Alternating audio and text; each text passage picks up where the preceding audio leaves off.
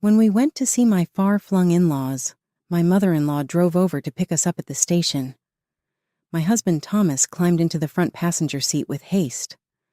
I discovered the rear door was locked as I attempted to unlock it. I said, Mother? It looks like the door is locked," via the vehicle window. Thomas and my mother-in-law looked at each other and then erupted into laughter. "Why should I let an incompetent woman who can't even fulfill her wifely duties into the car?" my mother-in-law said, grinning. "What? What do you mean?" Stunned, I inquired. "I didn't like you right away. You don't support Thomas at all and flaunt your professional woman attitude like a medal," she shot back. "Open the door." I made my demand, but the door stayed firmly closed. With a sarcastic tone, Thomas said, "This should give you something to think about. Why don't you walk the 3 hours back home?" while seated in the passenger seat. I was at my breaking point at that point. As parents and children, what sort are you two? I'm tired of trailing you around. It doesn't matter what occurs next. They chuckled, pulled up the window, and drove off as I forced the words out. After an hour, Thomas continued to phone me, but I didn't answer. Kelly Wright is my name. I'm a 31-year-old working wife who speaks Spanish fluently and works for a foreign corporation. I spent my 20s focusing on my job, but as I got closer to 30, I began to get nervous about not having a partner. I was reluctant to sign up with a marriage agency despite this. Rather, my evening routine consisted of relaxing at my preferred pub, where I would contemplate my life. The proprietor of the pub came up to me one day. "How are you, Kelly? It doesn't seem like you." Maybe it's time I start thinking about marriage, but I haven't found anyone yet," I responded. "That makes sense," he remarked. "I know it's unusual for me to suggest this to a customer, but what about me?" I was shocked to learn that Thomas, the tavern owner, would eventually become my spouse. He had been running the pub for 2 years and was 5 years older than me. At first, our connection was merely that of a consumer and an owner, but after a few dates, Thomas's charisma drew me in. Even in hectic times, I felt comforted that he understood my job and listened to my work tales. After a year together, Thomas asked me to marry him, and I gladly said yes. We went to see Thomas's family after my parents gave their blessing to the marriage. The closest train station was around a 3-hour walk away from his mother, Nora's suburban apartment, where she resided alone. I was apprehensive as we went to her apartment in a hired car, but I politely said, "Nice to meet you. I'm Kelly Wright, and I'm dating Thomas." But Nora just looked at me and then said, "Thomas, are you really going to marry her? I was hoping you'd bring home a more attractive person. She appears to have a brazen demeanor." "What?" she said, stunned me. "And if you end up marrying him, would you be able to assist Thomas in his work?" she said. "He's constantly busy. Thus you intend to leave your position, correct?" I promptly clarified that I had no plans to resign from my position with the foreign firm and that I planned to continue working there. "Do you really believe that's how a wife can be? Regardless of whether you work for a foreign corporation, you are being impolite. Thomas, please don't wed her," she chastised. I turned to Thomas for consolation, but he said sarcastically, "Hey, Mom, Kelly makes a lot of money. If she continues to work, that's okay, right?" "Excellent income, huh? Well, if that's the case, I guess it can't be helped," his mother said, sounding a little more sympathetic, but still hurtful. She cautioned, "But even if you get married, don't slack off at work," which made me apprehensive. Her statements anxious me, even if she later approved of our marriage. But since we lived 4 hours away from her, I figured we wouldn't see his controlling mother much. So I chose to wed Thomas. We started our married life by renting a 3-room apartment close to Thomas's pub. Thomas didn't assist with any housekeeping, though. When I was already fast asleep, he would come home and sleep until midday. He didn't even try to help when I asked him to do certain tasks before leaving for work. "You didn't perform any duties today, Thomas. You should be able to manage simple housekeeping duties because you used to live alone. Stop speaking. We're married now, so the wife is in charge of cleaning. Don't disregard your wifely responsibilities, Mom said. But do you believe it helps you appear cool to work for a foreign company? He shot back, clearly displeased with my greater educational background and professional standing. You can't control me just because you have a better job and education, he said. Where had the man who was aware of my job before marriage gone? I was stuck with no alternative but to do all the housekeeping alone, head in my hands. A few months following our marriage, I was shocked to see my mother-in-law had unexpectedly moved in. "Mother, is something wrong?" I inquired. "What? Thomas didn't tell you? For the next 3 months I'll be staying here to see how well you perform as a wife," she announced. "Thomas, what is this about?" I turned to face Thomas, but he said, did I forget to mention it?" with a nonchalant smile. Living with my mother-in-law marked the beginning of a difficult chapter in my life.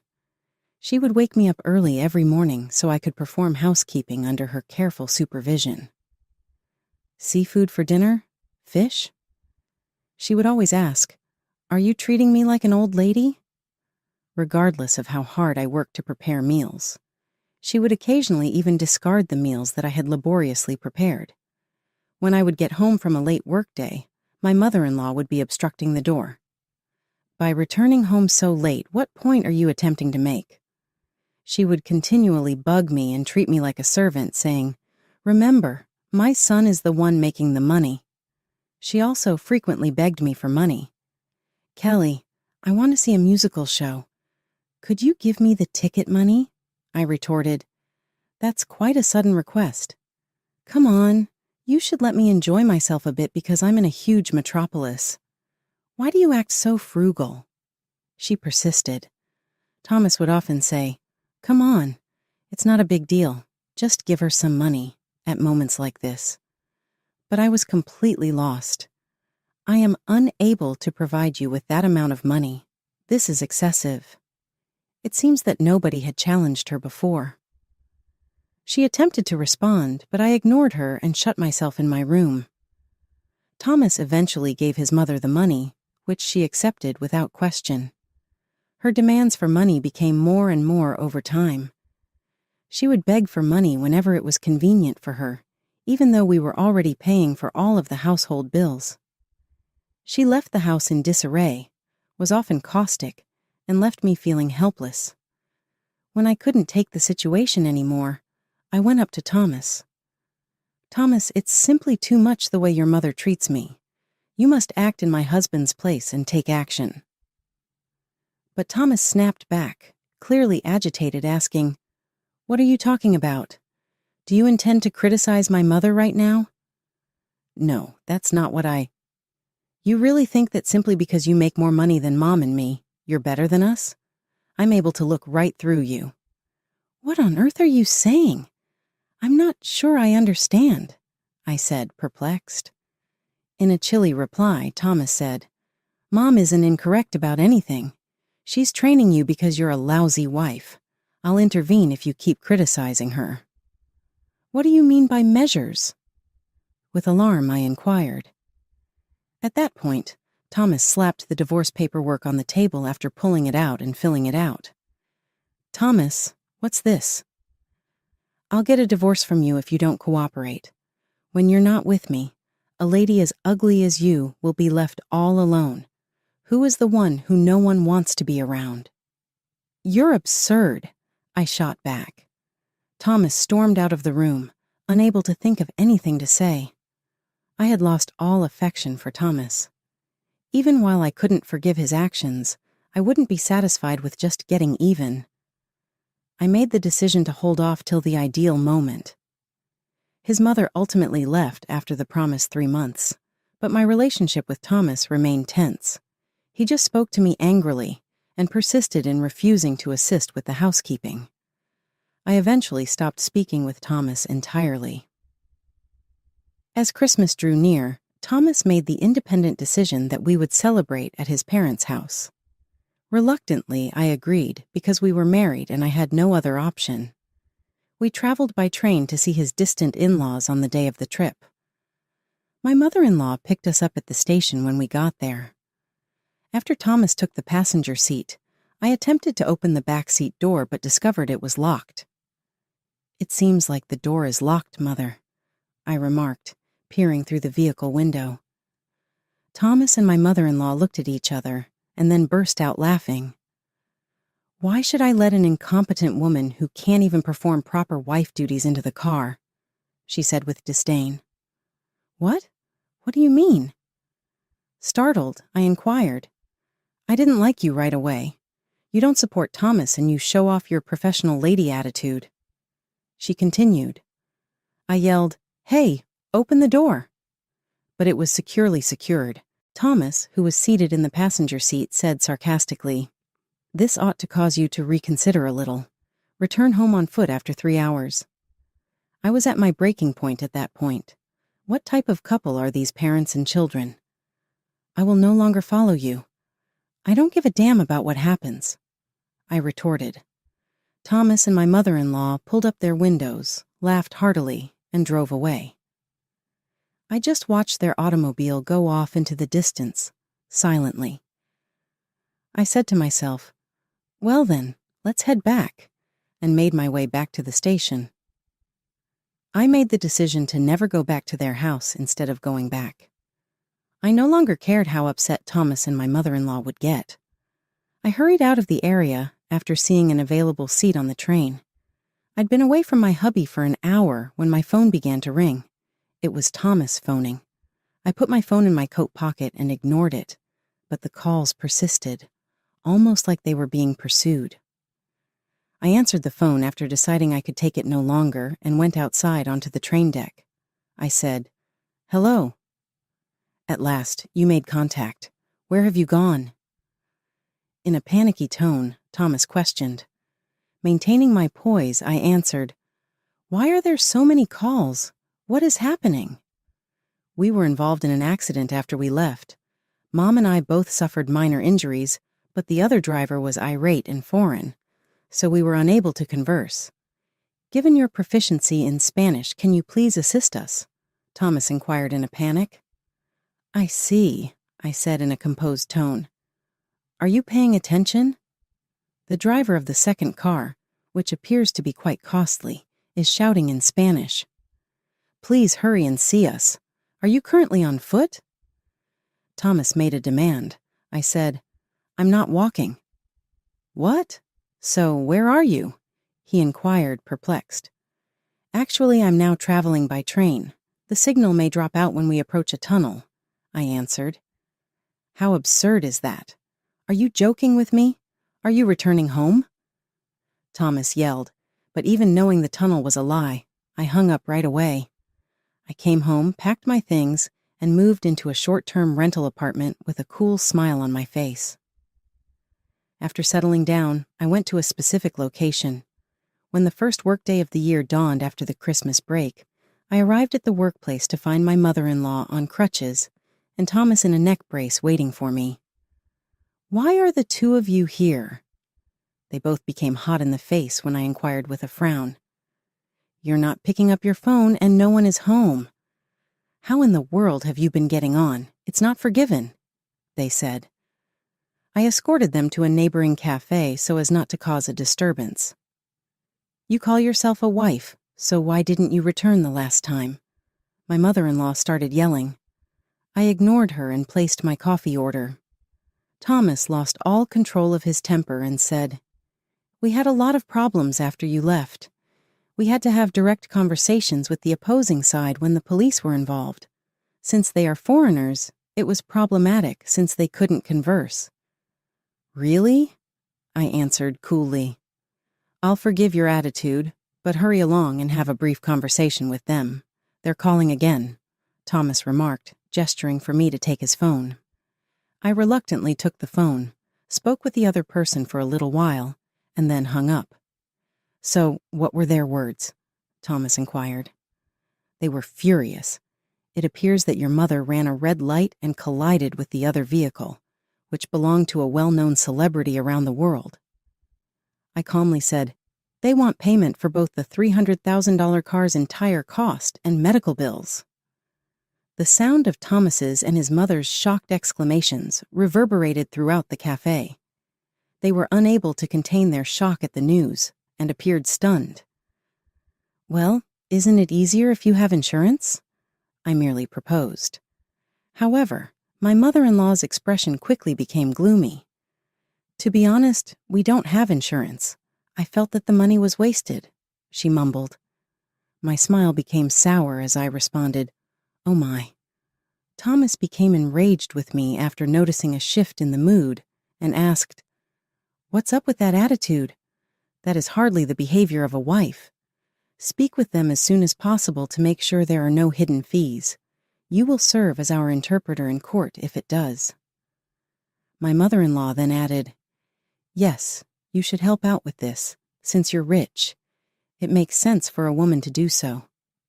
I said coolly, "I'm not a wife anymore."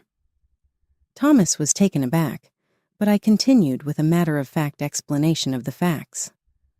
"My heart was already chilly when you forced me with the divorce form. I filed for divorce at the courthouse as soon as possible. For leverage, I saved the form you used in case something went wrong." "How come? How are you able to handle this alone?" Thomas let out a startled cry. "How impolite!" his mother cried. They both attacked me at the same time, but I remained firm and responded with confidence, saying, "I have no connection to you anymore. Now all we are is strangers. You can endure paying the $300,000 or any other amount. You are awful individuals." I left them furious as I turned away. Regarding what transpired next, I've heard that they both finally recovered completely from their wounds. It seems like their initial injuries weren't that significant. The collision damaged my ex-mom-in-law's automobile, and the well-known international celebrity sought an unbelievable sum of money in compensation. Thomas never had much success with his bar, and his salary wasn't enough to sustain his family. Due to Thomas's meager salary and his mother's flat joblessness, they were unable to get the required money and were ultimately forced to incur debt. After Thomas returned to his parents' house, the two of them shared a rundown apartment while diligently trying to pay off their debt. I have no sympathy for these people, even after hearing their experiences. Quite the opposite. In fact, I feel relieved. I've been living alone and concentrating on my profession for a number of years now, following the divorce. My level of stress has dropped as a result, and I've performed better at work, which has helped me advance. I was recently invited to go on a date with the intention of getting married by a genuine and trustworthy man I met at work. I plan to agree to his suggestion. I'm going to prioritize myself and seek for real happiness from now on. 2. Jonathan arrived home at that moment and said, "You've been using the $500 I sent for living expenses for fun, haven't you?" Angrily. Could he possibly be lying even more, not content to merely take advantage of me? My heart boiled with rage at the sound of his words. Jonathan was an issue since he was not going to listen to me. My affection for Jonathan, who disregarded whatever I said and spoke what he wanted to say, quickly faded. "Are you going to listen to me at all?" With a calm tone, I asked, "Please don't blabber on to me. We can get a divorce if you don't quickly repay the money you spent." "And then there's a divorce," I grinned in response. The front door opened shortly after that, and my son David appeared to have arrived. "Mom is not to be blamed. Why are you standing up for this woman?" David resisted Jonathan, his voice brimming with irritation. "That's precisely the reason I stopped trusting you both," I shot back, my voice steely. We were all taken aback to see who had appeared behind David. I was able to divorce Jonathan because of his assistance, and they will face hardships as a result of the remittances being stopped. My name is Bella Simpson, and I work part-time as an office worker. My son David is now going through a rebellious phase. I am 37 years old. David has always enjoyed learning, even as a young child. Without me having to remind him, He would willingly complete his schoolwork and get ready for class. He eventually started to disregard me as he went through his rebellious phase, but he never used foul language or physical force. This seemed typical to me when he started high school. My spouse Jonathan and my mother-in-law Fiona presented more challenges than my kid. Jonathan and I began dating in college because of his initiative. David was born after I graduated, and we were married. My mother-in-law ridiculed the shotgun wedding, saying, "How rude." She probably believed I had taken Jonathan away because she loved him so much. I put up with her abuse, which occasionally even put my pregnancy in jeopardy. My father-in-law would step in and ask, "What are you doing?" during such moments.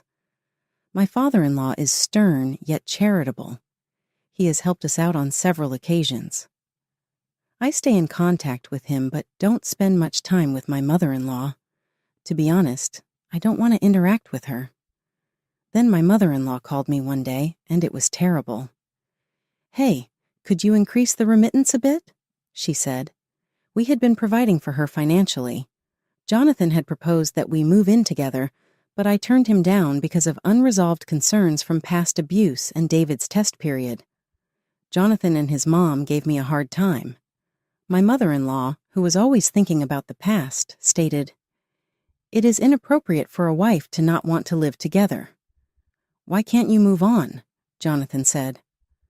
"Wait, does living together mean I have to change my desired school?" David abruptly interrupted, altering the tone. As her favorite, my mother-in-law had been spoiling David. "My future will be in danger if I don't attend that school. Do you want to put a stop to my dreams? If that's the case, I will never forgive you," David said firmly. As a result of David's remarks, my mother-in-law remained silent. Jonathan realized the significance of David's goals and turned to stare at his mother in silence. Having my father-in-law on our side also helped. He cautioned Jonathan, saying, "You might lose your job if you don't value your family." The firm where I work part-time is controlled by my father-in-law, and although Jonathan is the official heir, his lack of work ethic is well known. It's so well known that even I, a part-time employee, am aware of Jonathan's stupidity. His current status, in my opinion, is the result of my father-in-law's kindness. Jonathan realized this and stopped talking about living together. In light of this history, we chose not to live together but to contribute financially instead. Jonathan pleaded, "Please let me at least do this for my parents." So I gave in, even though I didn't feel the need to help. Since Jonathan is a slacker, I am really the one who sends my mother-in-law the $500 he gave me.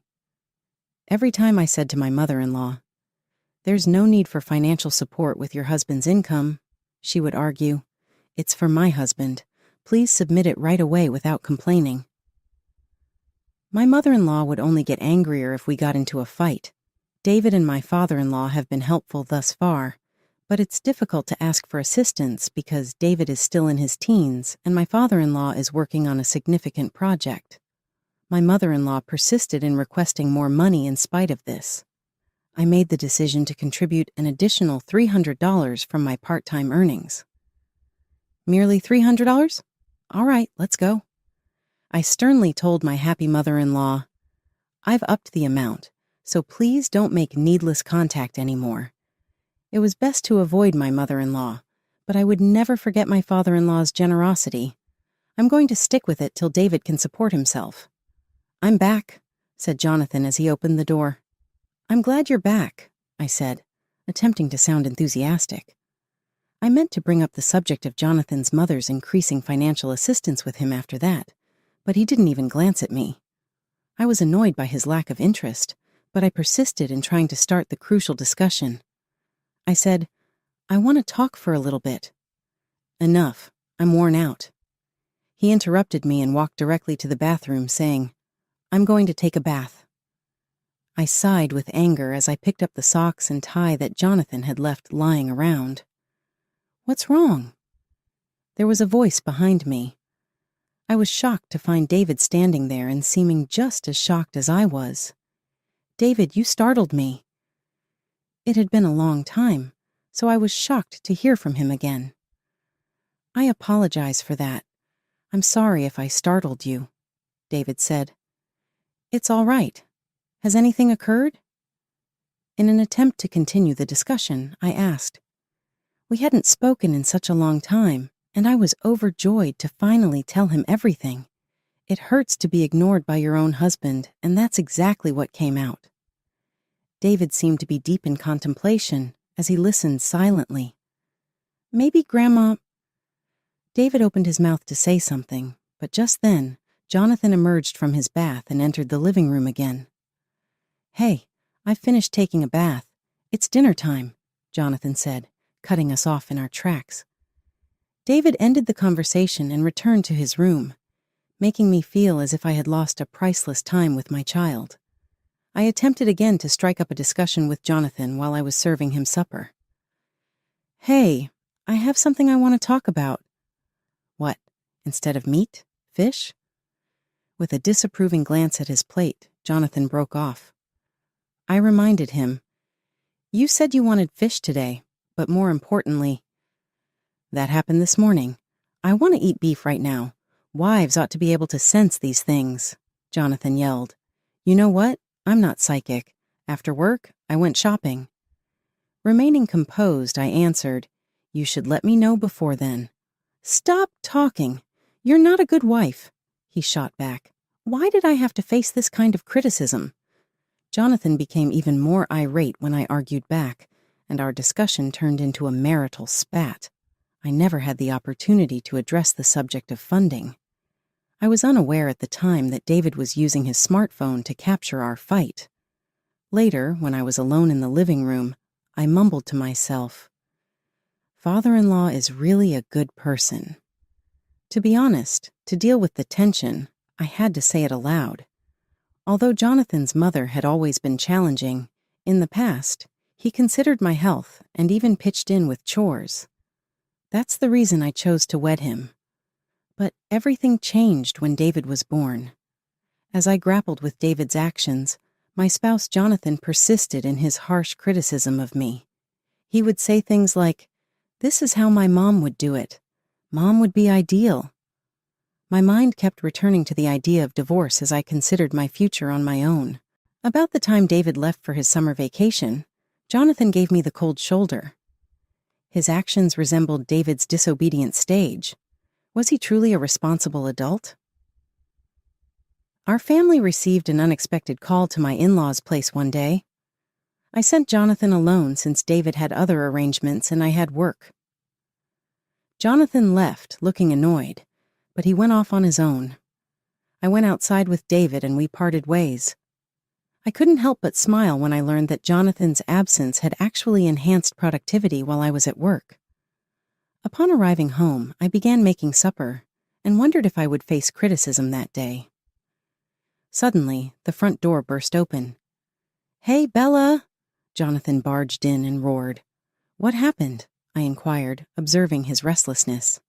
"You have been lying to me. I am aware that you have been squandering the $500 I provided you to cover living expenses." Jonathan yelled, clearly angry. I tilted my head, confused, not comprehending what he was saying. Jonathan gave me a furious stare. It was obvious that he had made up his mind about something important as he kept yelling. He declared, "We're getting a divorce. I'll divorce you if you don't return the money you spent right now." Even when a flood of emotions rose within me, I stayed composed. "Divorce it is," I answered, smiling subtly. The front door opened once again at that same moment. David had returned home, and my father-in-law was there too, looking quite angry. "Dad? Why are you and David here?" Surprised, I asked. "What are you doing?" my in-law's father insisted. "Describe yourself." Under the hard stare of my father-in-law, Jonathan stammered over his remarks. With a resolute expression, David took out his smartphone and declared, "I captured every action Dad took against Mom, including our most recent talk. This will demonstrate to everybody that Dad is mistaken." Jonathan was very taken aback. David went on, "I refuse to let you paint Mom as the bad guy. I'm ready to beat you up, Dad, if you try to injure her. Jonathan could feel the tension in the room rising as he understood my father-in-law and David were both calling into question and exposing his conduct. David was huge and athletic, much bigger than Jonathan, who had just begun to show signs of a normal middle-aged belly. Their disparity in strength was clear and pronounced. Jonathan spoke the words, "You're defying your father," with a tone of astonishment. "What kind of father are you talking about?" David shot back. "A father who defers to his grandma and disregards what Mom thinks? Mom was always real with me, even when I disregarded her. But as a father, what are you doing? You're causing Mom distress. It is your duty as her father to provide for her." David said something cool but incisive, and Jonathan said nothing. I was very relieved and appreciative that David was defending me. As Jonathan understood how serious the situation was, his face became pale. My father-in-law had previously spoken about the repercussions of not appreciating one's family, and it felt like those consequences were finally materializing. "Mom, this is here." David handed me a divorce paper and said, "This is it." I was surprised that the divorce papers were ready. "Why do you have this?" Surprised, I asked. "You don't need to be concerned about me," David reassured her. I completed my portion of the form quickly and gave it to Jonathan without thinking twice. He signed it while glancing at me in shock. "What is the status of the funding?" Jonathan queried. "I'm stopping it," I firmly retorted. "Turning off the support will undoubtedly alter their circumstances." After giving it some thought, Jonathan signed the divorce papers with a sad expression on his face as my father-in-law was staring at him sternly. "David, get in your car," I said. "We're heading to my parents' house." After hastily gathering our belongings, we made our way to my parents' home. When Jonathan tried to follow us, my father-in-law and David glared at him, stopping him in his tracks. We stopped at the municipal hall en route to turn in the divorce paperwork. Thanks to David and my father-in-law's assistance, the divorce procedure was proceeding without a hitch, and I was ecstatic about it. Despite the unexpected nature of our visit, my parents welcomed us with open arms when we got to their home. After making sure we were established and doing good, my father-in-law departed. "Hello, David. Tell me why you were with Grandpa. When did we have a chance to ourselves?" I asked. "Actually, I had a meeting with Grandpa today," David clarified. "As it happened, his plan for the day was to talk to your father about the circumstances. I informed him about Jonathan's everyday conduct, as well as the financial support. Grandpa was not involved in the preparations, so it appeared that he was oblivious to the specifics. He was incensed when I told him about it, and made the decision to look into it," David went on. "My father's inquiry turned out to show that Mom's spending habits were rather wasteful. Grandpa had good reason to be angry about the way the funds were being used. Knowing that my father-in-law had taken action, and that we had a solid support structure in place to help us through this trying period gave me a sense of relief. It came to light that my mother-in-law had been treating herself to ostentatious shopping binges with the money she received. A careful inspection of her closet produced a plethora of jewelry and branded goods. Additionally, she had been bestowing extravagant presents on dashing young men in the community, but they turned down her advances and ignored her. She put the undesirable things aside, which my father-in-law later disposed of since she was unable to bear the rejections.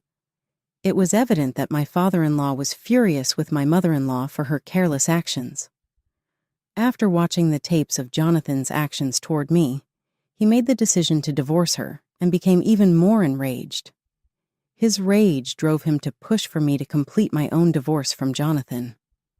The procedure in this case went more smoothly and decisively because of his engagement. David sent me a brochure for a house that was halfway between his school and my place of employment. David said, "Grandpa wants to offer us this house as an apology for everything that's happened." The offer startled me, but I'm still appreciative.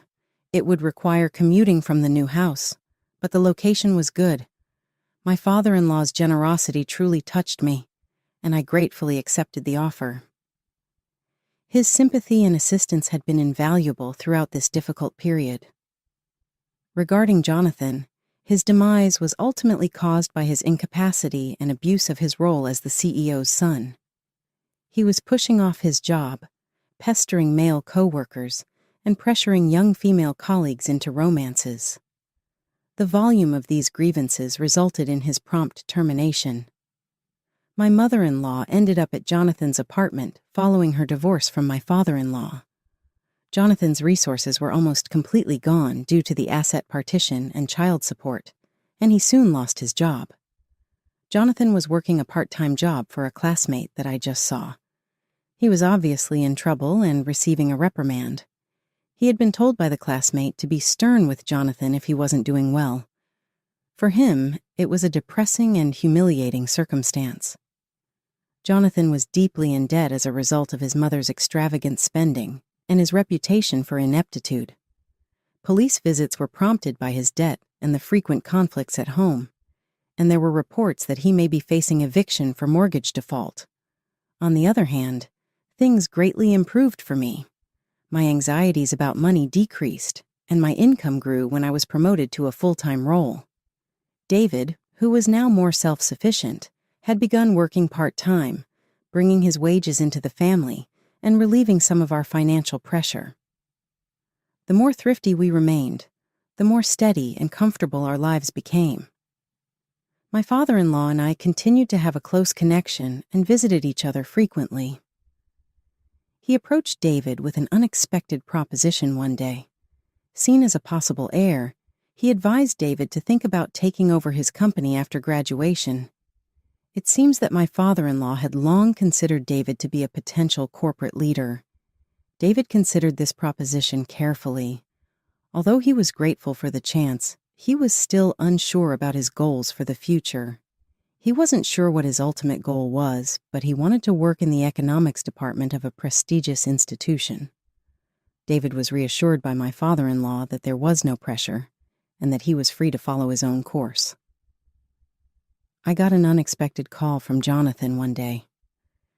My mother-in-law was left behind when he sold the house because he was having trouble making his mortgage payments. His decision to leave his mother behind and not pursue a reunion was upsetting, even though I could understand that he was dealing with personal issues. His actions were disheartening. Jonathan asserted that David deserved a true father and suggested that we start anew. I snapped back, asking what was left of him and letting him know how disappointed I was. Jonathan's actions, leaving his mother behind and failing to start over, showed me a different guy than the one I had loved.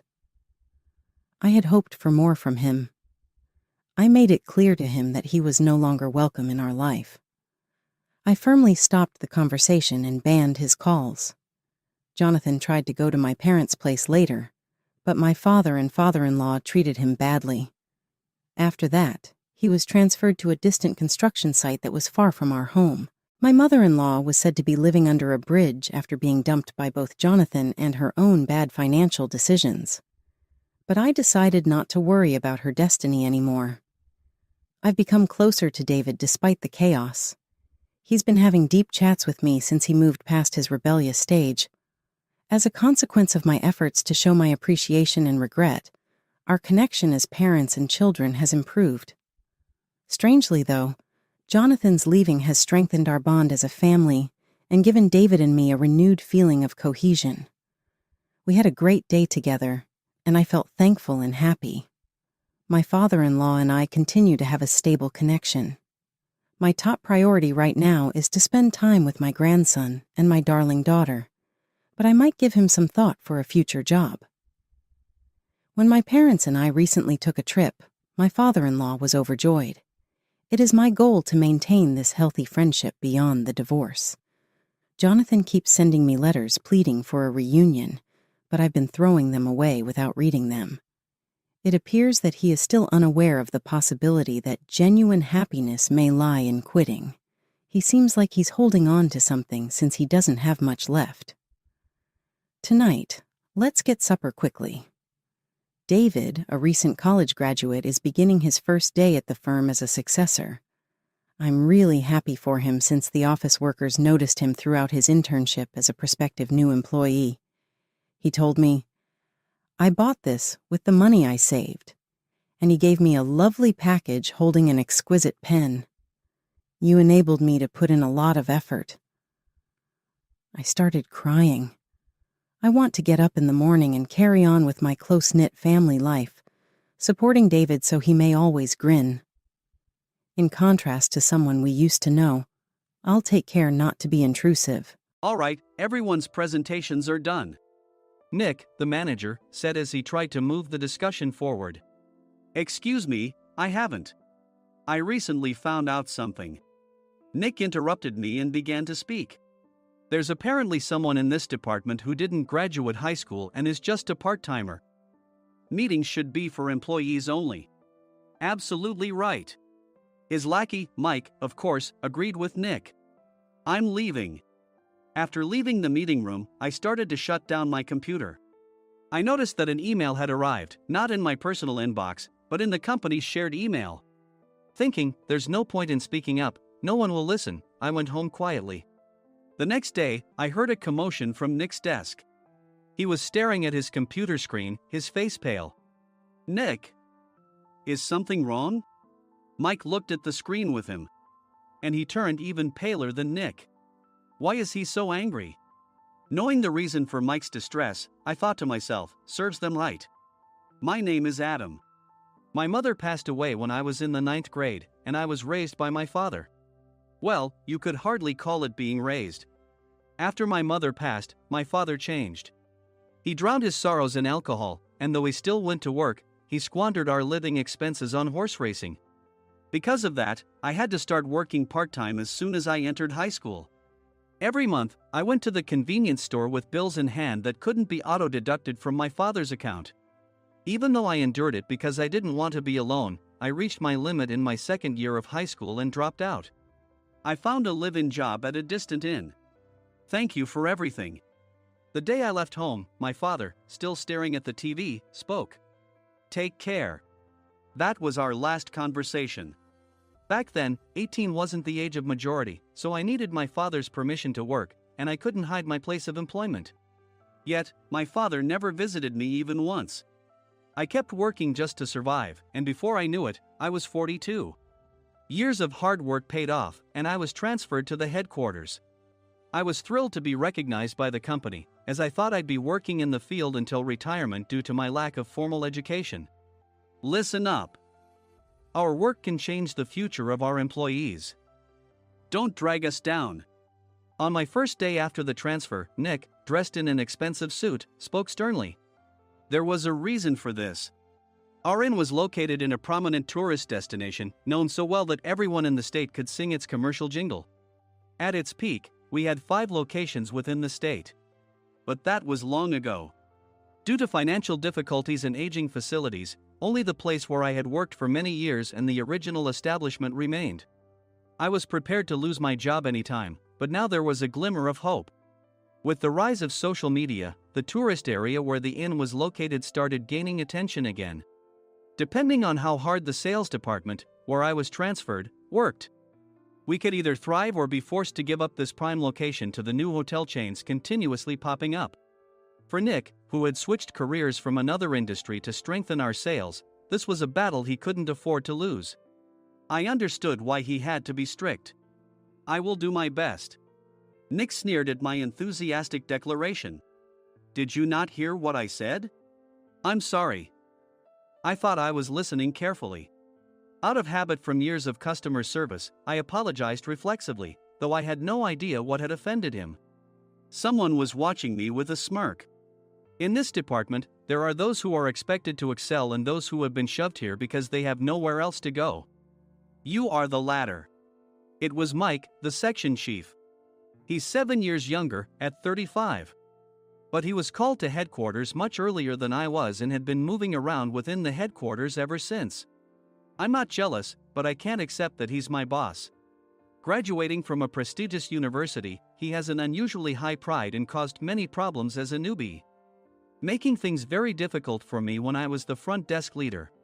When I found out Mike was transferred to the sales department a month before me, I was disheartened. Mike is right. With just a middle school diploma, there's not much you can do. Don't even think about achieving results. As if I didn't exist, Nick remarked, "I'm thirsty." Mike eagerly ran to the coffee maker. It seems Mike is Nick's lackey. I regretted being happy about my transfer to headquarters, wishing I had stayed on site forever. Send a direct mail to every company on this list by the end of the day. Nick only assigned me tasks that even a new graduate could handle. What? There are over 1,000 companies. You want me to send to all of them by today? Yes, if you and your fellow misfits split the work, even those with nowhere else to go should finish by today. I glanced at the employees typing away expressionlessly.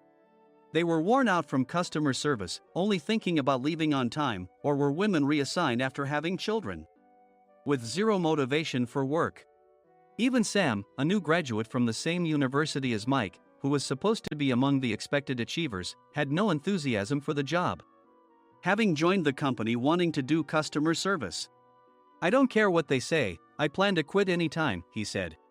Only Nick and Mike were highly motivated, making all the decisions between the two of them. I originally only wanted to work at the inn to survive and had no particular attachment to this job. I swallowed my words, thinking I had no right to reprimand them. About a month after the transfer, Nick told us with a frustrated look, "To commemorate the 50th anniversary, we've decided to create a plan exclusive for one group per day." Originally, Mike and I were supposed to come up with it, but our president, Mr. Thompson, insists on hearing everyone's opinions. "So, you all get a chance." As Nick explained, Mike began handing out prints. "Make sure not to embarrass Nick. If your ideas are half-baked, you'll have to redo them." It seemed that they had printed his handwritten notes by Mr. Thompson, which included several questions and a section for free responses. It made sense why Nick had to seek our input, given that all responses had to be submitted to Mr. Thompson. We were given a week to think about it, and a meeting was scheduled to compile our ideas. My plan is to let guests enjoy both the old and modern America. Nick began the presentations. Guests would watch a master confectioner at a nearby traditional sweet shop make sweets in front of them. The welcome drink would be premium tea in a bottle. Nick's plan was certainly attractive. After his presentation, Nick called on us to present in the order we were seated. Just as I stood up for my turn. "All right, everyone's presentations are done." "Excuse me, I haven't. I recently found out something." Nick interrupted me. "There's someone in this department who didn't graduate high school and is just a part-timer." He was likely talking about me. I joined the company as a part-timer and was made a full-time employee when I turned 20. That was 20 years ago, so Nick and Mike probably had no chance to know until recently. Meetings should be for employees only. Absolutely right. After that, Nick kept creating opportunities to solicit everyone's opinions, purposefully excluding me from speaking. The meeting unexpectedly heated up and went past the scheduled end time. A few people asked to leave, and the discussion continued with the remaining few. "Still here?" Normally, you'd leave in that situation. Though I had no attachment to the job initially, hearing kind words from customers made me want to make them happier. For someone like me, with nowhere to go, the inn was my home and customer service was my life. I felt pathetic about my current self. "I'm leaving." I left the conference room and started shutting down my computer. I noticed an email had arrived, not in my personal inbox, but in the company's shared email. Thinking no one would listen to what I had to say anyway, I quietly went home. The next day, while preparing the DM as instructed, I heard a commotion from Nick's desk. In his haste to stand up, he hit his knee on the desk. He stared at his computer screen, his face pale. "Nick, what's wrong?" Mike, thinking he should be the first to rush over, approached Nick while still wearing his coat. He peered at the screen with Nick. And he turned even paler than Nick. Why is he so angry? Who is responsible for this company? Nick, more irritated than ever, asked, and Mike answered without checking. Probably Sam. Sam wasn't there because he was attending a morning training session for new hires. Nick gave up on getting angry and returned his gaze to the screen. They were looking at an email that arrived right after the end of the working day yesterday. Apparently, no one, including me, had checked it before leaving. The email was from a large company that used us for their annual employee trips. The president and executives of that company also frequently used our services personally. President of the company, Mr. Mason himself, had declared that neither he nor his company would ever use our services again. Well, some companies cancel their employee trips or stop using our services due to financial struggles. Let's just move on. Mike kept wiping the sweat from his forehead with a handkerchief. Knowing why Mike was so agitated, I quietly watched their interaction. Do you know how much revenue we get from that company? We can find other guests to fill the rooms, but we'll lose the banquet costs, gift shop revenue, rental car fees, and more. Moreover, the gifts were supposed to be prepared by the traditional confectionery shop involved in Nick's proposed plan. If it's known that we incurred such a huge loss at this critical time, Nick's position in the company would be jeopardized. Nick took a deep breath, seemingly trying to calm himself. All right, Mike. Go to New York right now and apologize to Mr. Mason. What? You're coming with me, right? I have urgent work to do. I trust you, which is why I'm entrusting this to you. Please. Mike, believing Nick's sincerity, agreed with a determined look on his face, saying, yes. That's Nick for you. Even if Mike went to apologize, Nick would shift all the blame onto him if the client didn't change their mind. Well, it was Mike's fault to begin with, so it served him right. About 3 hours later, Sam answered a call from somewhere and repeatedly apologized, saying, I'm very sorry. Everyone watched to see what was happening. After ending the call, he informed Nick with a weary tone. When Mike arrived at the client's company, he only made things worse, further infuriating Mr. Mason. He was demanding, get his boss here immediately. It was no wonder Sam was exhausted, dealing with such a call right after returning from training. What is that idiot doing? All right, Adam, you're coming with me. If sacrificing Mike didn't work, then I must be next. Normally, I'd want to refuse at all costs, but I saw an opportunity in this situation. If I can be of assistance, I'd be happy to join you. I obediently followed Nick, and we flew to New York. When we introduced ourselves at the reception, it became clear how serious the situation was, as the receptionist personally escorted us to the president's office. Angry voices leaked through the door, making both Nick and me uneasy. Excuse me. I'm Nick, the supervisor. I understand my subordinate has caused you trouble, and I deeply apologize. Nick, with his experience in the corporate world, knew enough to offer an apology before excuses. However, his customer service skills left much to be desired. I sighed as I saw Mike trembling like a small dog in the corner of the room. What kind of training are you giving your subordinates? Mr. Mason glared at Nick with a red face. The intensity of his gaze made even Nick take a step back. Regrettably, I joined this company only 2 years ago and was unaware of Mike's issues. I should have identified his shortcomings sooner. Indeed. I should have realized sooner. No sensible person would come to apologize and then give a lengthy presentation on the drawbacks of not using their in. Nick froze, his mouth slightly open. Suspecting the worst, I picked up the documents that had fallen to the floor. It seemed Mike hastily prepared these documents on the plane, listing the disadvantages. Disadvantage 1: if you change the venue for the company trip, employees might suspect it's for cost-cutting reasons, leading to a negative impression. Reading it aloud half-jokingly, Nick snatched the papers from my hand and checked the contents with a furious expression. Among the stack of documents was a receipt from a nearby convenience store's copy machine. I felt a pang of dread, hoping he hadn't shown the receipt as well. What do you think he said when I asked what kind of nerve he had to do this? I'm very sorry. Faced with the dire situation, Nick must have thought there was nothing left to do but apologize. In a voice smaller than I'd ever heard from him, he uttered words of apology. He said, I'm a Harvard graduate. I don't believe I said anything wrong. Mike, what have you done? Forgetting his plan to pin the blame on Mike, Nick yelled loudly, even in front of Mr. Mason. I didn't do anything wrong. You're still saying that? Look at him. Mike pointed at me with a shaking hand. I was assigned to headquarters in my 20s and now I'm a section chief. This guy only made it to headquarters at 42. Everything I've done proves I was right. So why are we losing the contract? Having said his piece, Mike collapsed to the floor. Of course.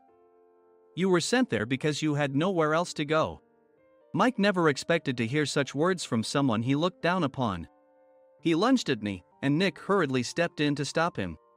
Mr. Thompson told me Mike is a quick thinker, and to take good care of him. There's no way he was pushed aside. Don't make things worse here. He didn't say quick thinker, he said only quick-witted, didn't he? I don't remember that part. I recalled the many troubles Mike caused when he was a newbie. When Mike was on the front line, his pride was so high that he never apologized to customers. Customer service, especially in our job, doesn't work alone.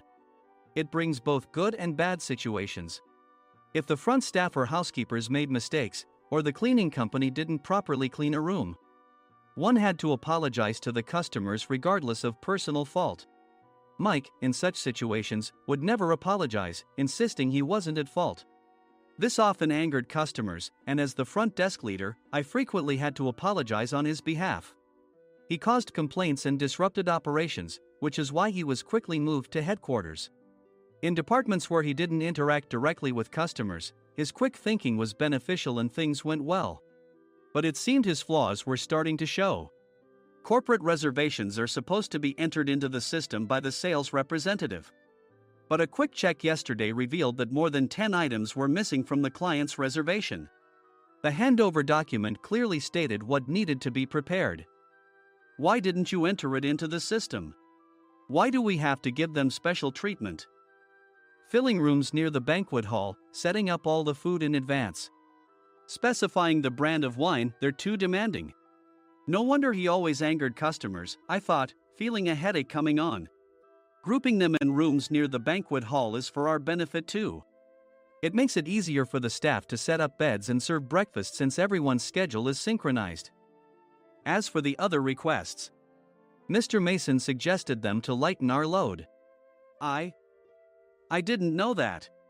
Nick finally seemed to realize that Mike was the one who had angered the client. What did you say to them? I just told them we wouldn't give them special treatment anymore. We shouldn't waste effort on things that don't bring in money. I was utterly exasperated at his lack of understanding of customer service. Of course, we shouldn't comply with unreasonable demands. But carrying over successful practices from past stays makes customers feel remembered and enhances their experience. Good memories encourage repeat visits. That's part of our job. I looked down at Mike, who was sitting on the floor. In our job, nothing is a waste. Mr. Thompson likely moved you to the sales department, hoping you'd finally understand this. How do you think he feels now that you failed to meet his expectations? Mike, tears in his eyes, fled the president's office. I was amazed he still hadn't apologized. You have it tough, Adam. It's okay, we're all employees of the same company. I deeply apologize for this disrespectful incident. Especially after all the care you've shown us. If it weren't for you, Adam, I really would have stopped staying here. When I heard you were moving to the sales department, I was willing to reconsider if you handled it. Seeing us talk so amicably, Nick's face contorted. Do you two know each other? Adam's service is excellent. I always requested him specifically. Normally, we don't accept specific staff requests, but we made an exception for Mr. Mason, adjusting my shifts accordingly. He had personally stayed at our hotel just before my transfer, and during casual conversation, I mentioned, I'm moving to the sales department soon. If I hadn't told him then, things could have been much worse. Please continue to take care of us. I look forward to it. On the return flight, Nick awkwardly offered me a can of beer. It's still working hours. Of course, I had no intention of forgiving him for a single beer.